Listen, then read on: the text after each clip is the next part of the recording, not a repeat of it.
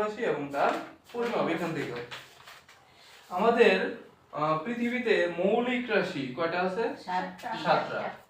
7টা আছে কি মৌলিক রাশি। এর ভিতরে কি কি আছে? দৈর্ঘ্য, ভর, সময়, বৈদ্যুতিক প্রবাহ, তাপমাত্রা, বিদ্যুৎ প্রবাহ, তাপমাত্রা, পদার্থের পরিমাণ, দ্বিবন, এগুলা ঠিক আছে, দ্বিবন তীব্রতা। এখন এই রাশি আছে, যেমন আমি যদি বলি এইভাবে যে দৈর্ঘ্য, দৈর্ঘ্যরে আমরা এল দ্বারা, এটা মাত্রা, দৈর্ঘ্যের মাত্রা হচ্ছে এল। যদি আমি বলি হচ্ছে দৈর্ঘ্য, এই দৈর্ঘ্যের একক কি?